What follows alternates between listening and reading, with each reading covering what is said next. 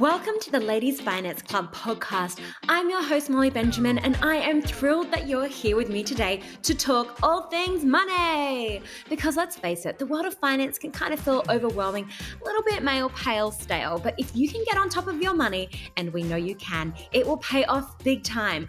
We're going to be chatting to the best experts in the country about how to build wealth and get on top of your money game so you can become financially fierce. It's easier than you think. Let's go get those dollar bills, y'all.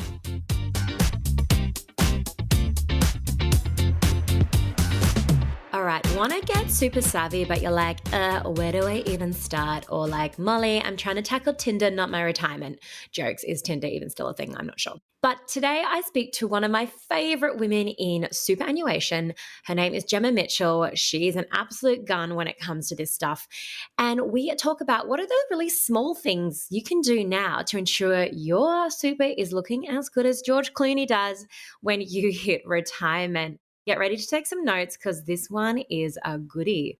Thanks so much for jumping on the show today, Gem. No worries. Thanks for having me. Now, a lot of our guests this season are no newbies to Ladies Finance Club, so I'm sure your voice, your face is familiar to many of our followers because you do come and speak to our women a lot about the importance of retirement and understanding your superannuation because you can make some really small changes that make a massive difference later on in life. But I thought we might just kick off with, what is super? Great question. And I'm surprised.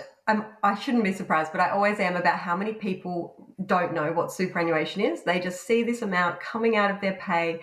But the most important thing that people need to know about super is it's your money. So you need to take an interest. And as you said earlier, there's so many little things that you can do now. So the earlier that you do them, the better off you're going to be. So superannuation, what it is it's a tax structure. So it's designed to help us save for our retirement and it has lots of tax benefits. Lots of people think it's an investment itself and it's actually not. It's a tax structure. We can certainly invest within it. But it's this tax effective environment that's preserved, which means there's a restriction on when we can access it. And it's the government knowing that we're not going to save for our own retirement unless they make it compulsory. So it's this big bucket of money that we can do a lot with right now to make sure that it grows for us to live on when we retire. Awesome. So I go to work, I get paid, and a bit of that pay goes to my future retirement fund. And then that money is being invested. Absolutely. So think of it as you've got a wallet that money comes to and you've got to sort out all your bills. Think of future use wallet when you're a granny that you're going to be dipping into that wallet. So that's a separate one that you can access when you're older or under certain conditions. And then while that money's sitting there, you can be investing and doing different things with it to make sure that it's growing. Your employer will be putting contributions in if you're an employee, but you can also be putting contributions in yourself and growing that wallet. So when you can retire, you're living your best life.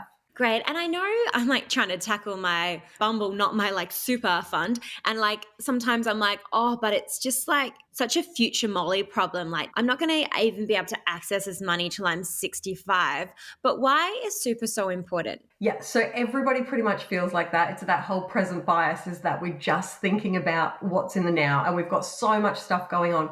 But if you have a think back to when you were 18 or 20 or whatever it was, time's flying, right? And so right now, imagine, like I always say to myself, I wish I just had started doing that. Like if it's investing or buying a property, why didn't I just start 10 years earlier?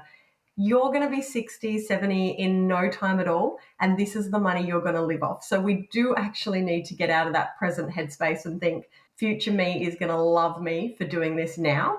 But super is so important because, saving for retirement, it's not just superannuation because you can have other assets outside of super that are for your retirement. But it's so important because most of us want to be living our best life. We don't want to be on 2-minute noodles and biscuits. Like when I retire, I want to be traveling and doing all these things. I'm pretty much going to be the same person I am now, hopefully just with more money and more time to do stuff. So we need to make sure that we're actually saving for retirement. And you can do that with lots of different assets, but superannuation in Australia has lots of tax incentives to make that easier for us. Okay, so ladies, think of your super fund as your future holiday fund for when you retire. You don't want to get to that holiday and have no money because that would be sad and you'll be eating beans on toast. So we need to take action. Jem, how much should we have like by our certain ages. So like I'm in my 30s. What's the kind of number I should have? And then what's kind of like the actual number people have? Okay, so that is a really difficult question because we're all so different depending on where we live and what our lifestyles are like. There's so many factors, but the government puts out a figure, right? Which makes it easier for people to wrap their head around. So the government says, well, if you're a single, you're probably at retirement, you're probably going to need about 545,000 and about 640,000 if you're a couple. But if you actually look at the data on how they got those numbers, in my eyes, it's a pretty conservative lifestyle. They call it comfortable, but I think it's like a holiday once every 7 years. And if I'm 65, I don't know if I've got time to wait every 7 years. So it's so different to everyone. But based on those figures, they also say, well, if you're 30, you should have, I think it's about 55,000 in super.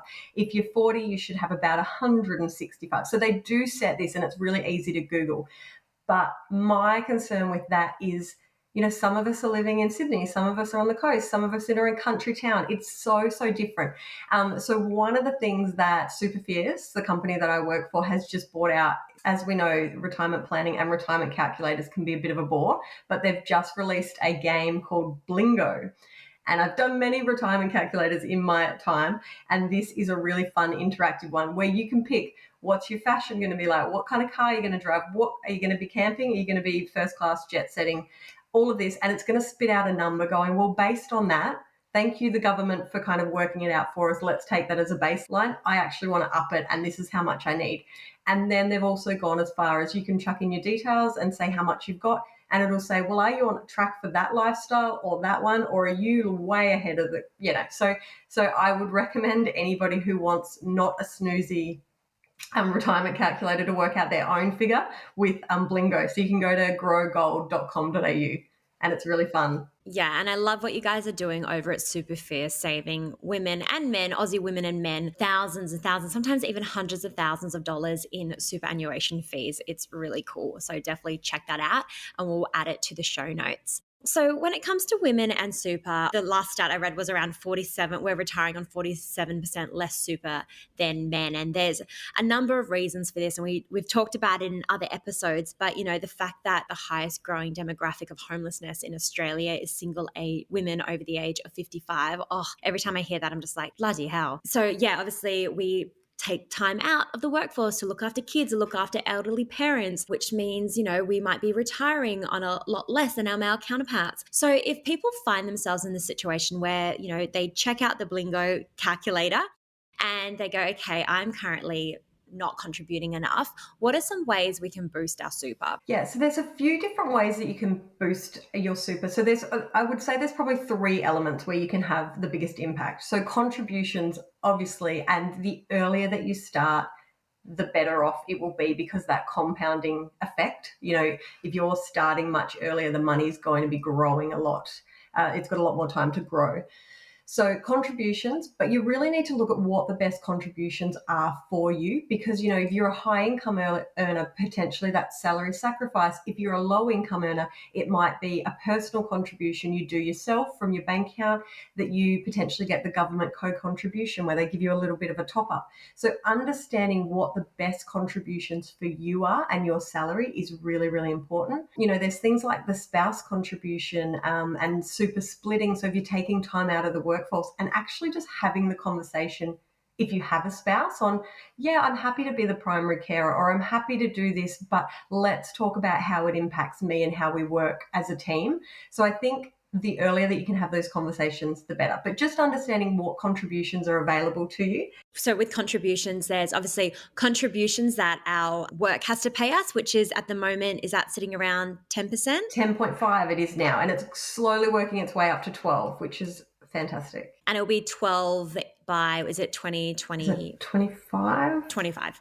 So that's definitely one everyone listening should check in and make sure that they are getting that updated 10.5% super. And then so we've got the work contribute, it's our contribution because it's our money, but that's happening. So it's being taken out of our pay. And then obviously anyone who is self-employed, they can be making those contributions themselves. So you've got your concessional and your non-concessional. That's right. So concessional it was treated as pre-tax money. So you weren't taxed in your own name, like your marginal tax rate through your tax return. The super fund taxed it for you. So it's a concessional tax rate. So if you earn under 250,000 for the year, that tax rate for you that the super fund deducts the tax is only 15%. If you earn over 250,000, so you're on the highest tax bracket, this super fund would deduct 30 in that case. It would be that extra. So you've got concessional, which means generally you've saved tax to get it in there. The other one is non-concessional, and that means the money's already been taxed once for you. So you might have sold a property, you might have got a windfall, you might have just had it in savings from work already taxing it. So that's money that you've put in after tax. And then those other contributions that usually fall into one of those buckets are things like spouse contributions, super splitting. So if your partners earn a certain amount of super's gone in, they might be able to cut those contributions and pop some into yours. So there's lots of different things that you can do, but the most important thing is to get advice around your contributions because there's so many different ways you can do it. They don't make it easy with super. They always change the rules. They make it really complicated. So getting advice is really important. And if you want to do that and you're already happy with your super fund, you're happy with the fees, all of that kind of stuff, really the most cost-effective way to get contribution-only advice would be with your super fund because they will usually provide that advice free of charge.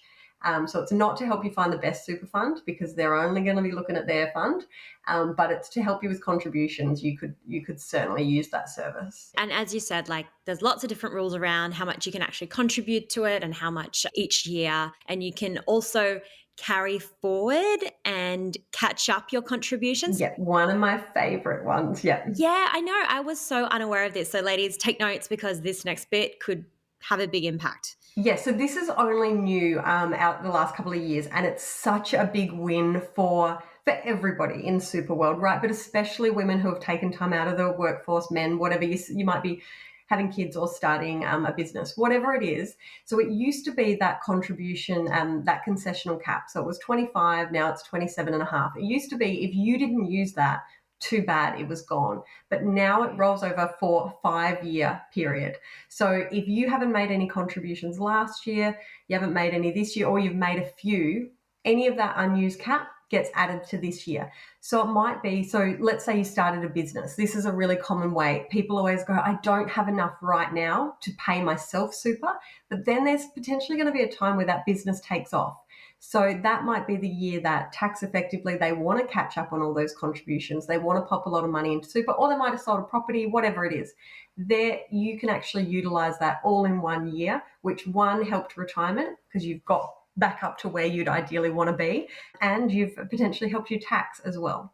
So that's, one of my favorite incentives that they've changed with super in recent years. And you can actually, if you go on to MyGov and then you go into your ATO tax app, you can actually do the carry forward on that over there. Yeah, you can see your tally. So it will actually show you how much you've got available. Yeah. So ladies, if you're not quite understanding, think of like if you've got like, I don't know why I'm using the example of buckets, but if you've got like 3 buckets in a row, one's half full, one's a quarter full, and the other's full, it means you can top up those last 2 buckets to make them full. So definitely something which you should look into. And again, they can get advice from their super funds as well for that. Yeah, and it just takes the pressure off, right? If 1 year something happened and you plan to put money in, or, that business analogy we were talking about, it just takes the pressure off that you're like, right, okay, well, it's not gone. It's not, this year hasn't been wasted. I'm going to get to it next year.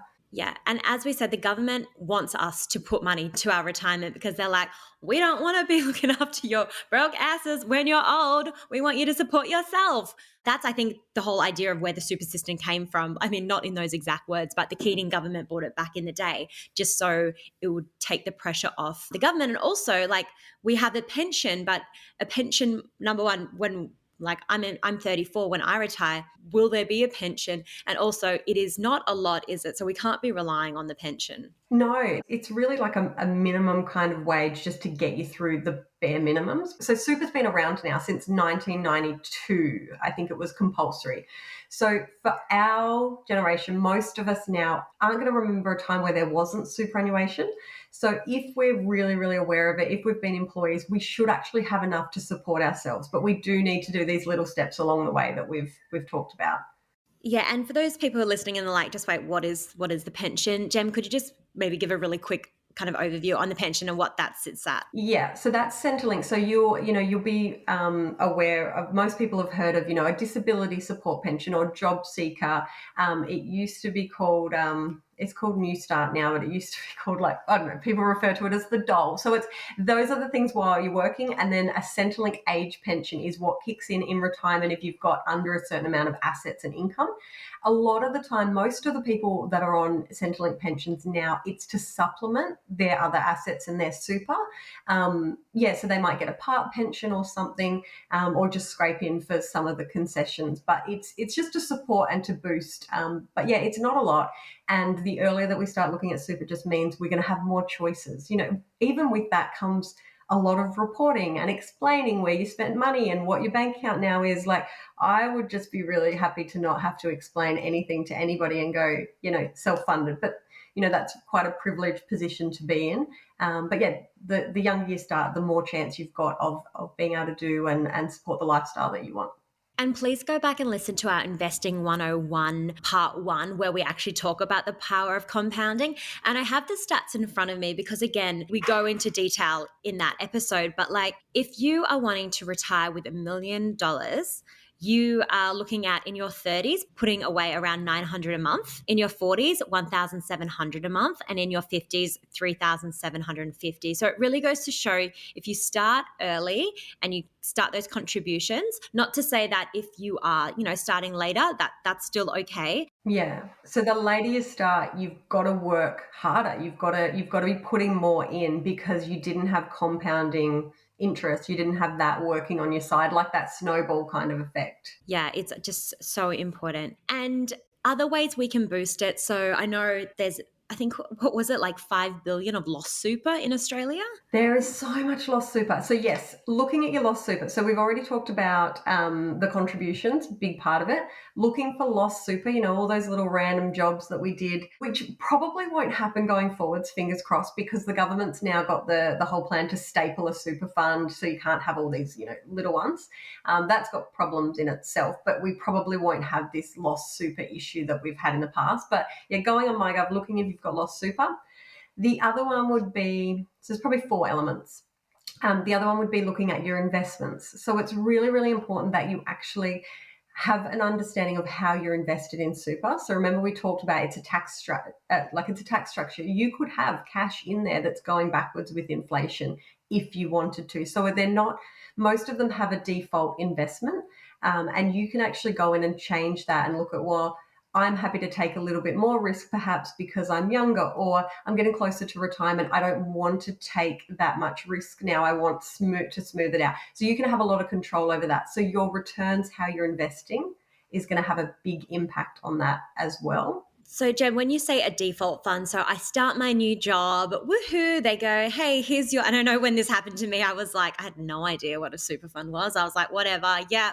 They're like, cool, you're with this super fund. This is what default fund you're in. All good. I'm like, is super even my money? I had literally no idea what super was. I was like, yeah, cool, whatever. Didn't even look at it. Never opened a letter from my super fund. Oh, bad Molly. I now know better. But we can actually choose where we actually put that money. We don't necessarily have to just go in the default fund. We can invest with our values. That's actually our choice. Yeah, so most super funds, if you went onto their website, they would say, this is our default. If you haven't told us how you want to invest, this is where we're going to put your money.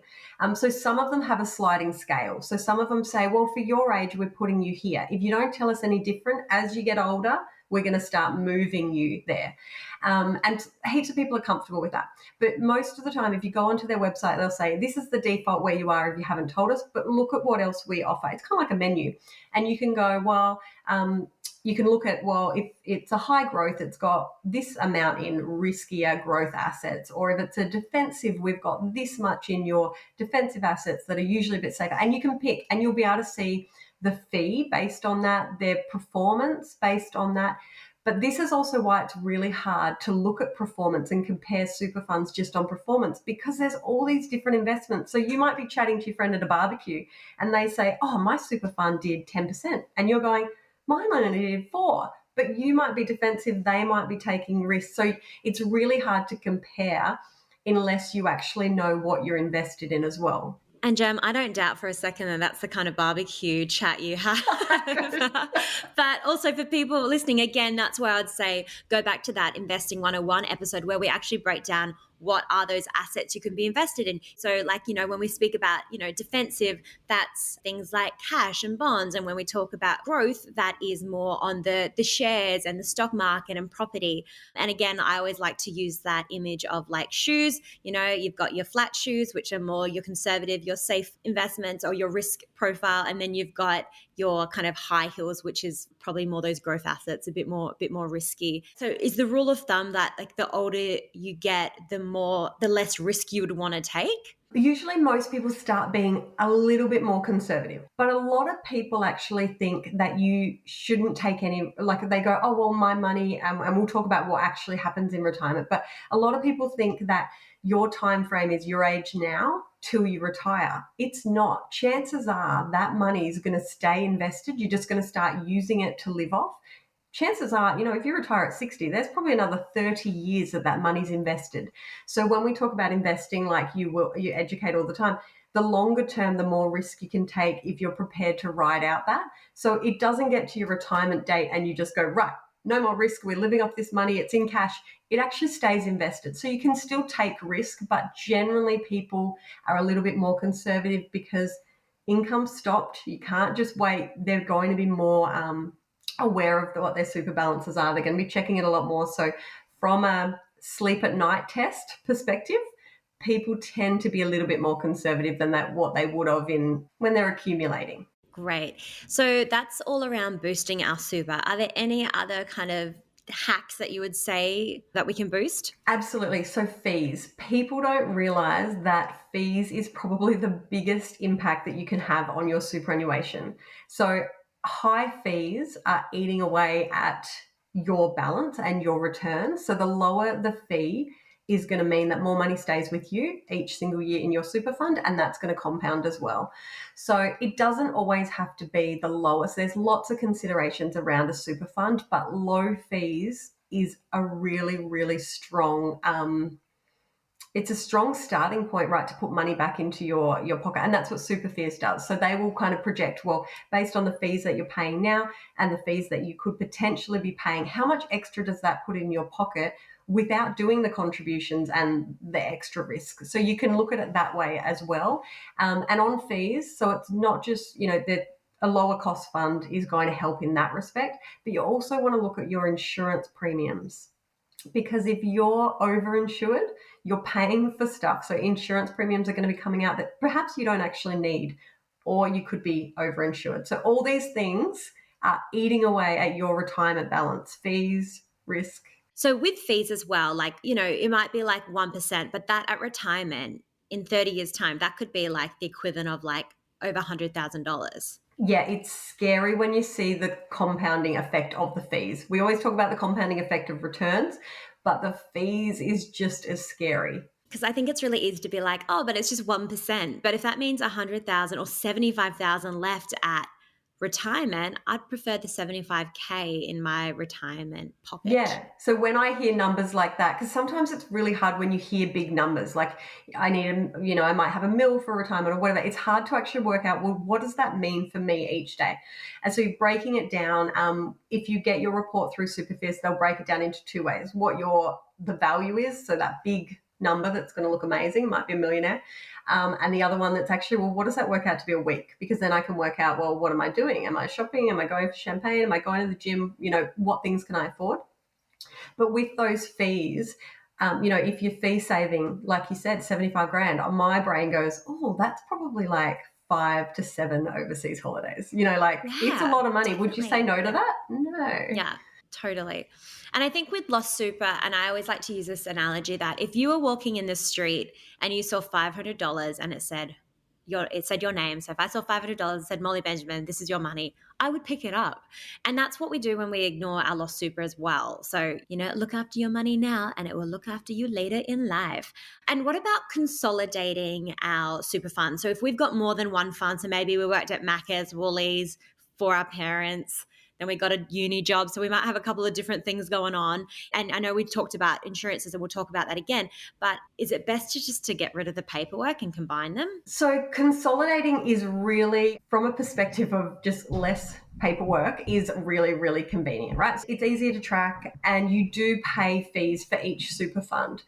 But probably the biggest misconception with consolidating is people think that that they have to have one super fund and that's just the way it is, right? But you can have more than one super fund. One, if you know where they are, if you know what the reason is. So say it's strategic, it might be for your insurance, or you don't have choice of fund at this particular employer, but those investments don't suit your needs. So as long as it's strategic and you know why you've got more than one fund, that's absolutely fine. But yeah, if you've got more than one because it's head in the sand and you're just overwhelmed with it, then looking for help, advice around that, go to Super Fierce, go to a financial advisor, even talk to your super fund, get help with that. But yeah, it's not such a bad thing to have more than one super fund. You don't pay double fees like everybody thinks, because super fund fees are broken up and they're usually mostly in a percentage form. Having more than one doesn't usually do that, but where you do double up is their administration fee, which for most super funds, it might be like $60 to $100 a year. So that's the one you're doubling up on. And we're okay. You should be okay to pay that if you know why you're paying it. You don't just want to pay it because you haven't got around to sorting them all out. Yeah, I'm Scott Pape's number one fan. I love him and love the Barefoot Investor, but I know I've spoken to a few debt counselors who have spoken to people who have read the book, consolidated all their super funds, lost really important insurances that they could not get back. They got sick and it put them in a really hard financial situation. So I just want to say again, if you're listening and you are consolidating, just make sure, like, some insurances are different to other insurances. You might have got a super fund when you were fit, healthy, young, had no issues. Now you might have, I think, like, even if you're on a mental health plan, which I think is like most of Australia. Yeah, that's all of us. Yeah, it's all of us. Yeah, so then you're not covered for that in your new super fund. It's really scary. Yeah. So I feel like, so I've been a financial advisor for 12 years and I think every advisor would agree with me. I feel like we are just constantly trying to undo this message out there that it's so easy to consolidate, click this button and change your super. It's not. Like the insurance element, the investments, all of it. You need to take care with that. Like, first-hand experience, my sister, she consolidated all her supers, got rid of all her insurances, didn't replace them, got cancer, and did not have any income protection, which kind of leads us on to, I guess, insurances. Because, and if you're listening, you might not even be aware of this, but some of you will have insurances in your super fund, some of you might not. But I think with the default is you do have insurances being taken out. Yeah, so it used to be that everybody, no matter what your age was, you got a default insurance. And then people were being like, my super fund's got such high fees, not realizing that all of these fees coming out were actually paying for the cover for them that they potentially didn't need. So with the new reforms that have come in, you need to have a balance of over $6,000 and you need to be over 25 before you'll be issued with default. You can ask for it, you can opt into it, but usually they're the standards. So the scary thing about that is that people that had insurance might think that they still do, and they might not because their balance has dropped under 6,000. But it's just worth talking to your super fund about. So the insurances that you can have in super that you might not realize that you've got are life insurance. So that one's pretty straightforward. It's the lump sum if you pass away. So it gets paid out to the people you love. Yeah. So imagine it, just say you've got 50,000 in super, you've got 100,000 in life insurance. Your super fund becomes 150,000 and it goes to your beneficiary. So that one's pretty straightforward. It's pretty black and white, but there is most super funds now. Check with your specific fund, but most of them will pay out on terminal illness. So if it might be a 12-month, if your life expectancy is reduced by 12 or maybe 24 with some funds, they'll actually pay out. So that's, you get that money. You get to decide what happens with it. If you're, setting up your family, you're going to Disney World, you're doing your bucket list, whatever it is. So that's a really good benefit of life insurance that some policies will have. Great. So we've got life insurance, and then sometimes we'll have income protection as well. Yes. So income protection's a monthly benefit that you get paid if you've got the cover that replaces your income up to a certain level. So it'll either be up to usually 75% of your income, or what you're insured for. So if your income is $5,000 a month, but you're only insured for $1,000 a month, that's what you're going to get. They're not going to pay the extra. So that usually in a super fund, you'll have a waiting period of how long you have to survive. So this is where you want your OMG fund. And that might be, a month, 2 months, or 3 months. And then usually they have a benefit period. So they'll pay you till you go back to work, up until maybe a 2 or a 5 year period, or even up to retirement. Just depends on your specific policy. So with that one, it might be something really serious, or it might be, a broken leg, or something that you're going to recover from, but that's protecting your income. And so sometimes I hear people, they'll have like income protection in super, but they'll also have it out of super as well. Yep. So you can have any of these insurances outside of super. You can have some of them inside of super, but they're usually a bit more basic. So they don't have all the bells and whistles that an external policy that you paid for your bank account would have. But yeah, and sometimes people have them so they pay a little bit of the premiums from their bank account, a little bit from super. So there's lots of different ways that you can do it that's going to work best for your cash flow. The most important thing with income protection is if you have multiple policies that add up to more than your income, you're not getting paid that. That's a waste of money. Whereas if you have multiple life insurance policies, they're all probably going to stack up and pay on each other. Okay? If you're eligible for $5,000 a month on income protection, but you're paying premiums for $10,000 worth, you're not getting it. Whereas if you need life insurance of 100, but you've chosen 500, you're getting it. Okay, so that's the difference there. You don't want to have multiple policies with income protection if they're going to be more than what you will actually be paid out on. Okay, and this is a question that I've always wanted to know the answer to, but I've never asked because I felt like it was a little bit blunt. With life insurance, like everyone dies at some point. So do we all get paid out at the end of our life? No, they expire. So most of the super funds will cut it off at like 60, 65. Okay. But also most people in my experience will get rid of it because it gets so expensive, right? So, but because otherwise that would just be a little lotto win for us all, hey? But no, most people will, they'll go, right, I need it now, but they'll shave it off. So, we just paid $100,000 off our mortgage. Let's cut $100,000 from our life so we save on premiums. So most people will ideally could be getting rid of it. You don't want to pay for something you don't need, but yeah, it's probably going to cancel at some point. Yeah. Or you're going to be paying a lot for it and you could have probably saved the money. All right. But that is a really good question. It's not a dumb question. Yeah. So the third insurance that you might have in your superannuation fund is total and permanent disability. So this is a lump sum. It used to always be a lump sum, but I've seen a couple of super funds turn it into a lump sum in 5 installments. So, for example, you've got $250,000 of TPD. It used to be pretty clear cut that if you were eligible for it and it was paid out, you got that $250. Whereas I've seen a couple of super funds change the policies that said, yep, we'll give you $50 this year.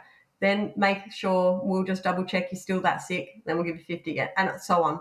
Which would be, based on my experience of going through claims, would be very stressful. And that uncertainty, I would much prefer my own policy to have that lump sum that I just got straight away. So if you could never work again in an occupation that you're suitable for, you've got experience and things for, so any occupation you have to prove. So if you were like a builder and you fell off a ladder and you couldn't become a builder anymore, you'd get paid. So own occupation is one that you can have outside super if you pay your own premiums. And that's if, you couldn't do your specific job. You're a surgeon, you can't be a surgeon anymore. You're a pilot or whatever. Whereas any occupation is in super. It's a lot harder to claim on, to pay out on, because, maybe that person can answer phones or sweep floors, or it's harder, but it's still better than nothing. It is a lot harder to get though, but it's a lump sum designed to help you pay for your living expenses for your life, maybe pay off some debt. Yeah, there's lots of different ways that you could use it. And potentially, if you had life insurance, total and permanent disability, and income protection, they'll do different things. So potentially for one incident, you could actually get them all. You don't, yeah. Okay. So we've spoken about in your super, you can have life insurance, income protection, total and permanent disability, and then the other one you can't have in your super is trauma. And just for those listening who are like, do I need trauma? Trauma is kind of like if you have a trauma like a stroke, cancer, that kind of thing. Yeah, so it's like a critical illness, and it's a lump sum, and it's regardless if you can work or not. So you might be diagnosed with, cancer or a stroke or something, and you might be back to work, straight away, or depending on how severe it is. So it's a lump sum. Just to kind of help pay your medical or maybe take some time off work. And sometimes they'll pay the whole amount out, or sometimes they'll say, yeah, it wasn't that bad, we'll give you a portion or whatever. And I don't know if you can answer this, but I'm going to ask it anyway. If someone's listening to this and they're like, oh, I can only afford one insurance, what to you personally is the most important insurance to have? It really, really depends on their situation.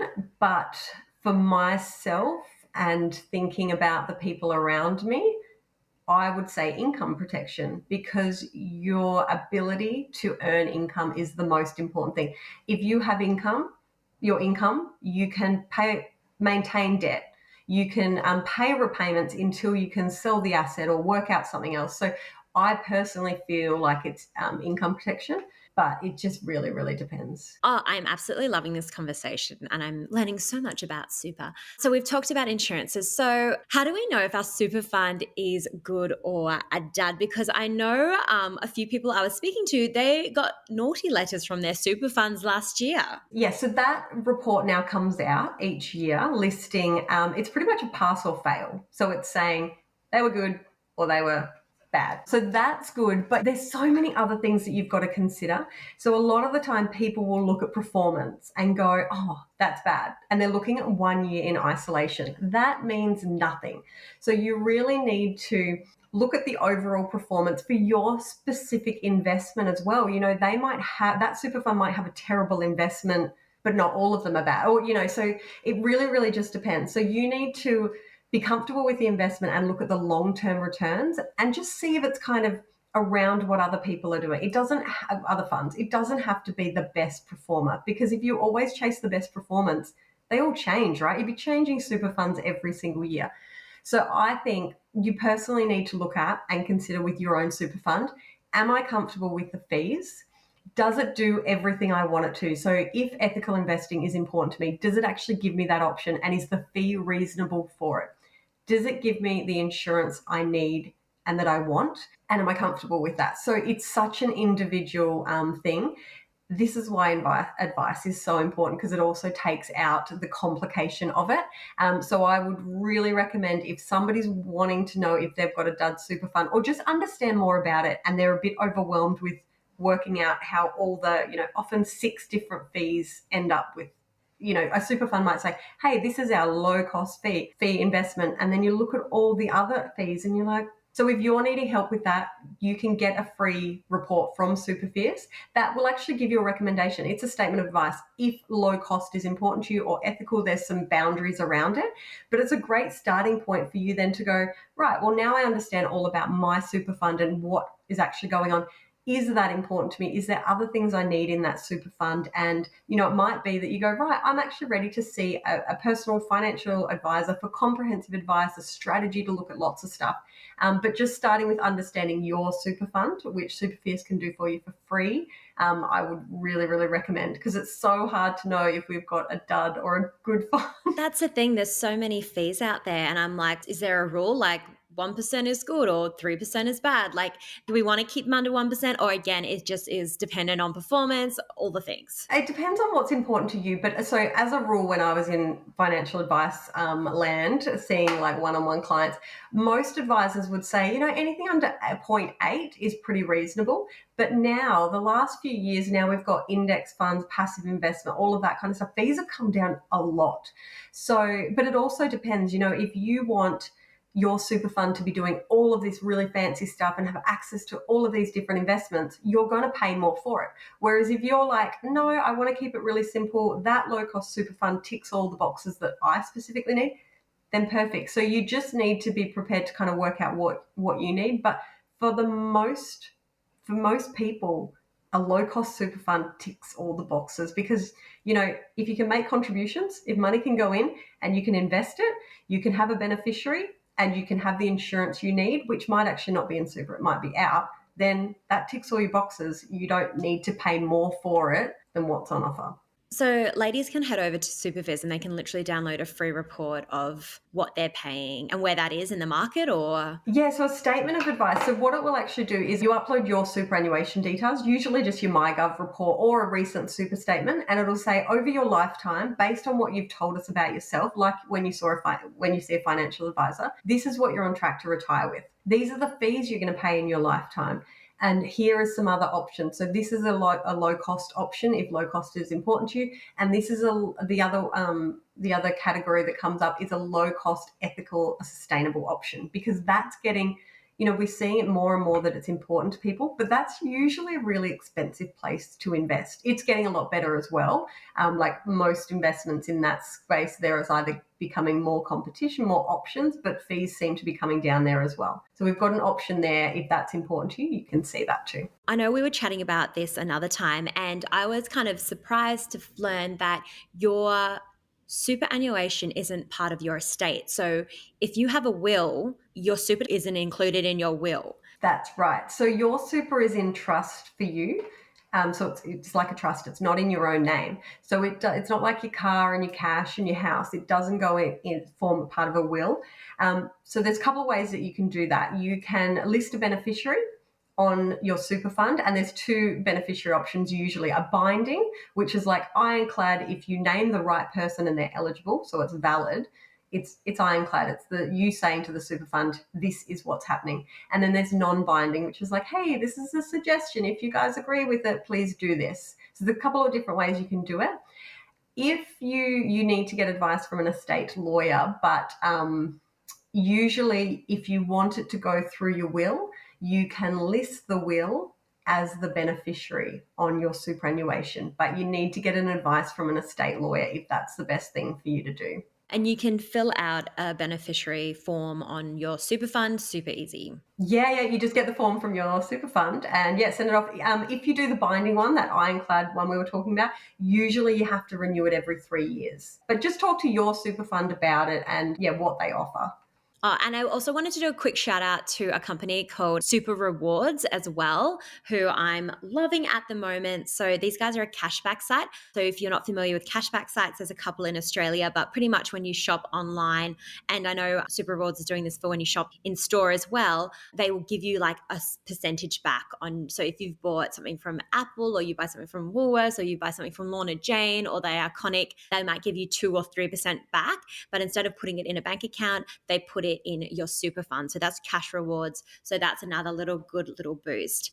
Okay, Gem, what is the one thing you wish people knew about super that a lot of people don't know about? That would definitely be around, we talked about it earlier, about you don't have to have one super fund. It's the biggest misconception, and people just go and get a little excited and put them all together. So absolutely, you don't need to have one super fund. If it's strategic and you know why you're doing it and you're comfortable with that, it's absolutely okay. And ladies, this is your money and this is going to fund your retirement. So we have to switch on to this. So you've got some actions, ladies. We're giving you some homework. Find out where your super is. If you don't, call up your super fund. Check out what it's actually invested into. What company is it invested into? Does it align? Go fill out a report at Superfizz. Make sure you're not paying too much in fees. Check that performance and fill out a beneficiary form. So if anything was to ever happen to you, which it won't. I'm sure it won't. Touch wood. We're touching on the wood. That money is going to the people you want it to go to. On that cheery note, thank you so much, Gem, for sharing all that information about our super. And I hope the women have taken lots of notes down, and obviously we'll put links in the show notes and everything. We did have a member submit a question, Money Problemo, and her money problemo was, she said, look, I'm a busy mum. I haven't worked for the last 8 years. I checked my balance. I found out there's not much in there. What's the best thing for me to do? What do you reckon would be a place she could start? I know there's going to be so many people feeling exactly the same way and really shocked at what's in their superannuation and feeling a bit helpless. But the biggest advice I can give is the sooner that you take notice, so looking at it now absolutely is the best thing that you could do. And what we've talked about today is checking out those fees. So even if you're not making contributions, that's probably where, like a low balance, looking at low fees, you can make the biggest impact. I'd make sure that you're only paying for the insurances that you actually need. So that's not eating away at that money. And looking at your investments. So all of the things we talked about today, looking at the fees, looking at the investments, making sure any premiums that are coming out of there is actually insurance that you need. And then looking at the contributions, if you're not working, perhaps you might be eligible for the government co-contribution, where if you can put $1,000 or even less, they match, put a little bit of money in there. So just looking at the quick wins, the easiest way for you to make contributions and utilize these incentives, because for most of us, super will be our biggest asset. So it used to always be it'll be your second biggest asset, second to your house. For most of us, it'll become our biggest, and we often think that if we're starting out late or it's a small amount, we can't have a big impact, but you absolutely can. So I'd start with a super fierce report so you can see your fees, and then look at your insurances, make sure those things aren't eating away at it while you're not making those extra contributions. Awesome. And Jem, we just have some questions we ask all our guests. Get to know Gemma. So I'm just going to hit you with them. Whereabouts did you grow up? I grew up in regional South Australia in a town called Mount Gambier. Mount Gambier. And did you think you would end up in finance? Absolutely not, but it's not a surprise because I was doing budgets probably since I could write. I love how some people are just like, it's ingrained in them, and others like me, it's just so not. Well, then how do you budget? Are you a bucket, spreadsheet, head, app? I'm a spreadsheet, and it's hectic. If I would never give it to somebody else to go, hey, use this, because it's just I know exactly what's going on, but nobody else would. Is there a recent purchase that you regret? Yes. So I recently got Botox. I just wanted to try it out and stuff, and nobody noticed, and I can hardly notice, and it was so much money, and it doesn't really align with my financial goals, so I probably won't do it again. There you go. Fair enough. Best piece of advice you got about money growing up? My favourite one, I don't know if I got it from growing up because I was probably dishing out the financial advice, but my favourite advice is act your wage, and I think that goes both ways. So don't spend more than you earn, live within your means, but also if you are earning, it's okay to spend, which I took.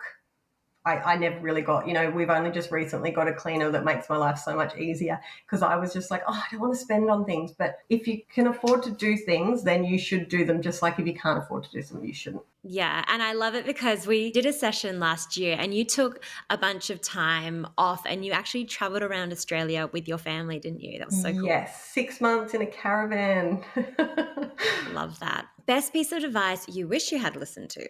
So my dad told me not to buy a petrol Prado because it would be so expensive on fuel. And I was like, how bad could it be? It was so bad, I sold it within 6 months, and I will listen to my dad in future about my car purchases. Yeah. Any favourite podcasts or books you're reading at the moment? I like any podcasts that are about true crime, and I literally started reading your sister's book yesterday and love it. Oh, yay. She was one of our guests on the podcast talking about goals. Yeah, so the book I'm reading is Life is Tough, But So Are You. Nice little plug there for Bryce. I'm sure she'll be grateful. If you had to be in a TV show, a reality TV show, what would it be? So my husband and I renovate at his builder, and everybody says we should go on the block, but I say no because I'd come off like a psycho. You know how there's always the villain? Nah, I would never do it. Would you be the villain? That would be me. I hardly believe that. And a life hack you love that you don't think many people know about? So my friends and I have a Facebook group. There's about 25 of us in the town that I live in, and we have a Facebook group called Communal Closet. And so if you're getting an outfit for just a one-off, you post in there what you want, or if you're sending a bag to the salvos, you post the stuff in there.